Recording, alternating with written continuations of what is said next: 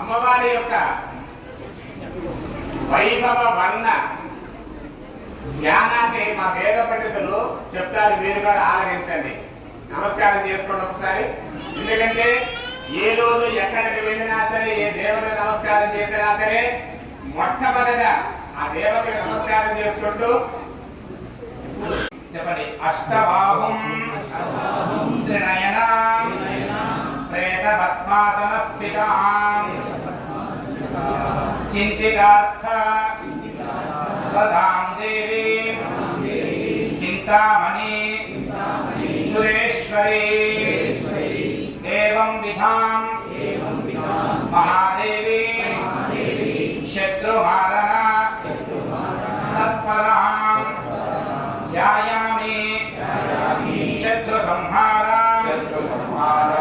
సదా శరభకాళికా శ్రీ శరభకాళికా మహాదేవ్యై నమో నమః. మరి అమ్మవారి యొక్క ధ్యానాన్ని మీ అందరి చేత కూడా చెప్పించడం జరిగింది. ఇది ఎందుకంటే ఈ సభాముఖం బహిరంగమైంది. ఒకరి పేరు చెప్తే మరొకరికి ఇబ్బంది కలుగుతాయి. మరి ఒక మానవీయులు ఈ సూచన నాకు ఒక వారం క్రితం తెలియపరిచారు. అంటే 4 సూచనలు వచ్చాయి. ఆ 4 సూచనల్లో ఇది నాకు చాలా నచ్చింది. అందువల్ల దీనిని మరి అనుసరించి ఈరోజు ఈ కార్యక్రమం జరిపించుకున్నట్లయితే మనకి అన్ని విధాలుగా బాగుంటుందని ఒక సూచన. అలాగే మరొక సూచన మరొకరు తెలియపరిచారు.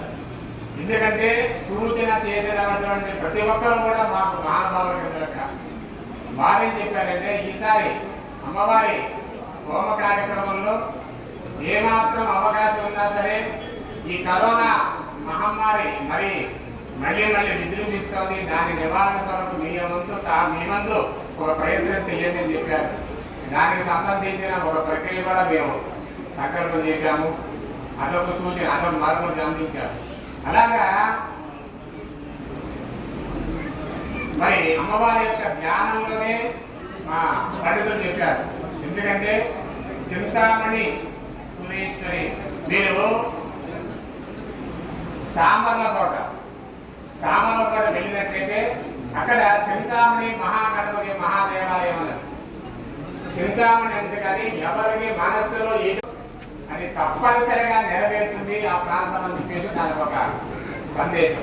అందువల్ల గణపతి మహాదేవుడికి పూర్వమే చింతామణి మహాగణపతి మహాదేవుడిని ఒక పేరు ప్రఖ్యాతులు.